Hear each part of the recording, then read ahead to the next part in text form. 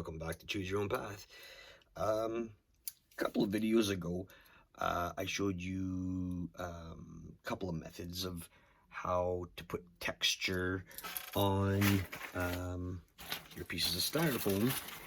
There's the foil, ball of foil, where you just grab a piece or a length, and you just kind of push into it, and it gives you that really crazy looking texture, old wall. One of the things that I would recommend is when you're doing something like this is to basically do a sheet first, then cut them, because I got all those 400 pieces to do. Now, that's one way, but being here doing one at a time like this, you'd be here all day, right? And we said that before. Still a great method. I have no issues with it. So again, in the last couple of videos, I showed you my rolling pin with the same thing. It's just bunched up foil. But again, I didn't like the fact that it wasn't really bumpy.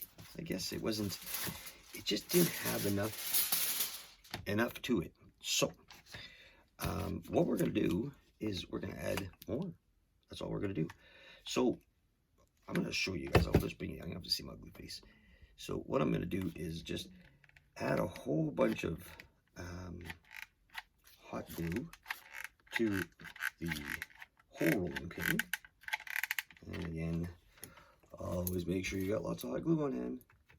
You don't want this to start getting, it won't stick if it's not hot. Just muck it up anywhere you want. Get a good coating on it. Make sure your hot glue gun is ready though, because this one, I don't know if it's hot enough yet, but it should be. All right, so then all we're gonna do is take our foil paper, doesn't matter which way it is, and we just wanna bunch it up on there. That's what we did the last time. And all we're doing is we're trying to make it really thick and crunchy. And the hot glue, what it'll do is it'll give it like a lot of space, a lot of, say, like bumps and big buildups and stuff like that, right? So you want to just literally go all over the place with it. Maybe try one side at a time and see what happens. Again, this is a first, guys. I don't do this. You know what I'm doing. I'm just going with the flow. So just kind of wrap it around a couple times. Get it on there. Get a bunch of good little hard chunks in there. That's what we're looking for. Something thick, I guess. Get it all over my table. Messy. And we'll get another stick ready. And then we'll do this side here. So I'm just glopping it on pretty thick. You know what I mean? I'm just putting it everywhere, nice and thick. And then I bet you if you let it harden a little bit first, that can even probably help it too by getting it bigger. And you want to make sure that the foil itself stays down. So this is about 3-4 big rolls of foil paper that I put on here, and it's probably going to make it a lot thicker and a lot easier to use. So I'm just, like I said, I'm just putting it everywhere. Got one last piece of foil paper here that I want to kind of bump up and smash on it. Like so. Crumpling it up.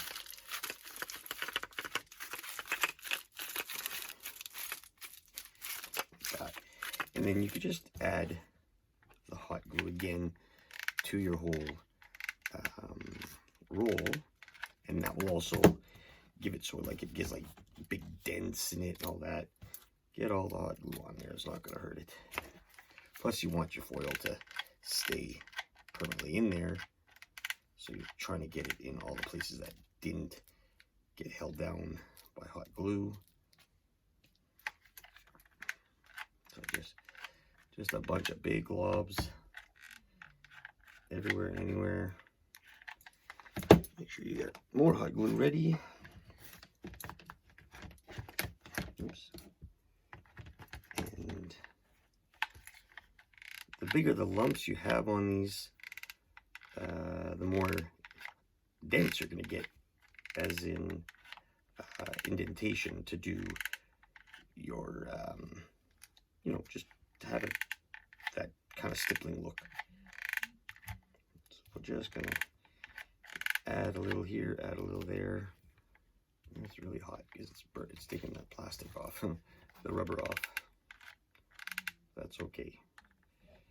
What we want to do is make sure we get nice long strands everywhere, going around and around and around. And also what that does is, like I said, it keeps the foil down. That keeps on coming off. Okay. Just like that. And then, you know, every way you can.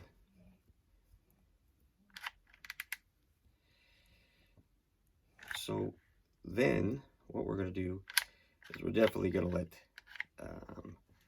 let this dry, harden and dry,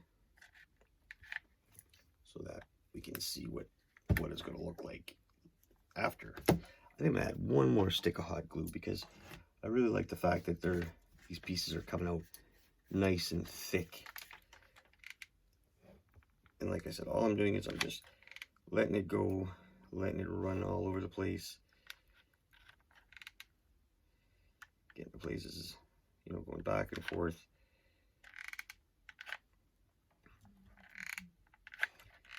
Like this.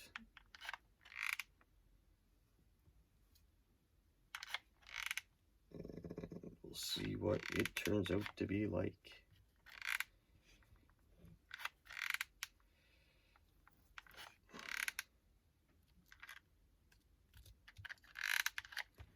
Alright, so we're going to let this dry, and we'll come back to you. Alright, let's see if it works.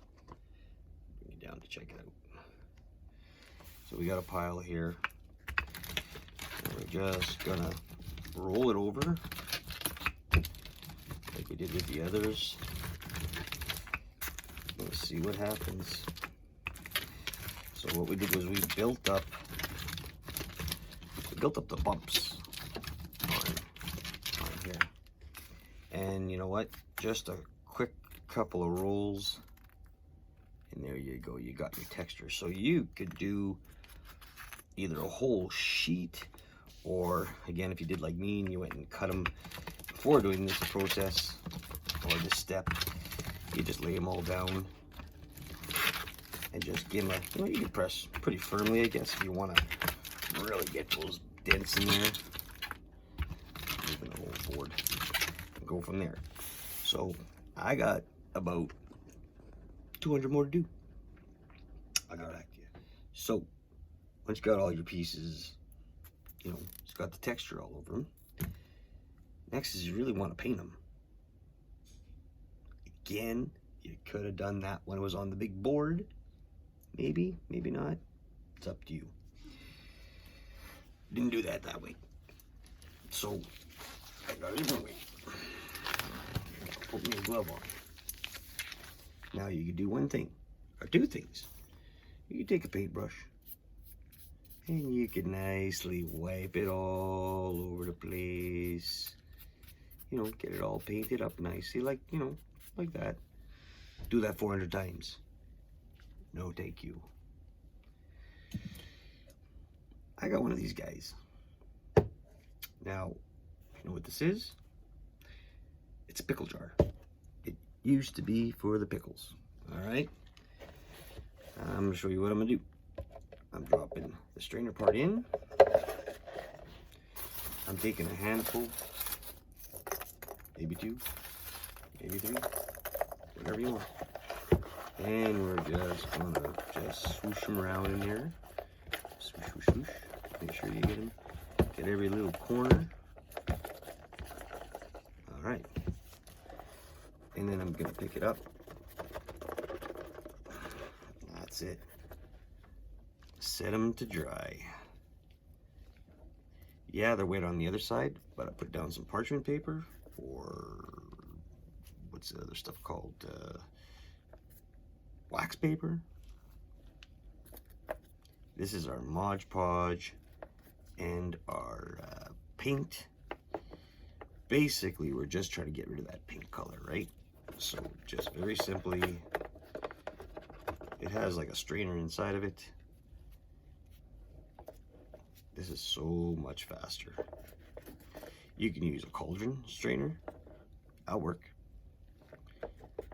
Painting them one by one, yeah, it'll work, but you'll be there all day. This way, like I said, a couple of handfuls. You put as many as you want in there. Fill the whole damn thing up, as long as you can give it a shake. All right. Like I said, put it in there. Give it a little swirl. You can take a paintbrush if you want, just to kind of swirl it in there. Get it all sort of wet. Like that. Lift it up. Give it a little shake for straining. If you want, you can take another strainer, put it in there so you can get most of it off. But you know what? This stuff will dry. And like I said, this is getting rid of the color. Some of them, yeah, they're light. But at least when you go to repaint your bricks, at least you'll have like a base coat. I think that's basically what we're getting at. So yeah, I'm gonna keep on doing this, and I'll get back to you guys. So the next day, or even last night, I didn't forget, I just didn't show you guys what I did.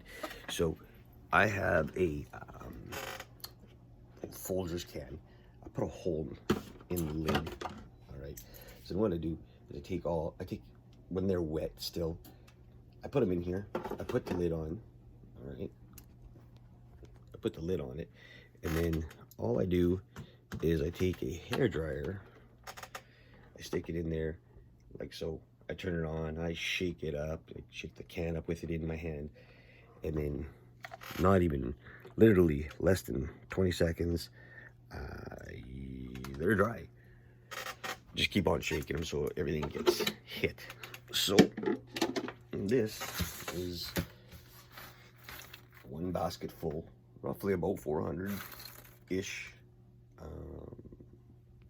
blocks, ready to build. So has its texture on it, not as firmly as I'd like. Not sure why, but well, no, I shouldn't say that. Maybe some of them are upside down. I didn't hit them very well. Not an issue. If you really wanted to, you can get back with the rolling pin, or you know what? Well, I noticed that if I'm building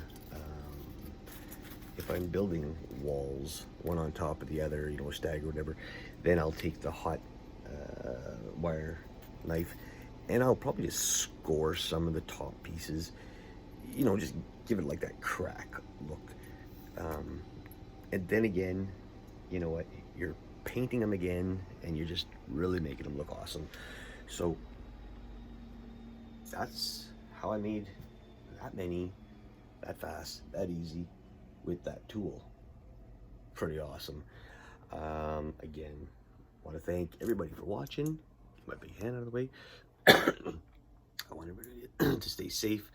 I want everybody to have fun. You know, keep on watching the videos. Even if you're a YouTuber, throw out your link. Let me see what you're doing. I'll subscribe to you. You guys love, you know, love it when everybody shares stuff. This is the time where this is all we can do, right? So we're gonna sit there and keep on building stuff. Unfortunately, I have to work. I work healthcare, where there is no at home. I don't get to stay home with my family, and or just stay home from work. That's just the reality of what I do. So, you know, hell, I love my job. I love this better. But yeah, so again, link below. I'm not putting links where you could buy this or you can get it from. I don't do the Etsy shop. I don't do whatever those other ones are. Though, just type in Proxxon, give them a message, tell them what you like, tell them what you see if you're interested in buying one. The ideas are there. They have great tooling. I'll leave my tip jar at the bottom if you're wanting to help donate for the channel. And on to the next one. Don't forget, guys, if I can do it, you can do it. Oh, absolutely you can. And choose your own path. Have a great day.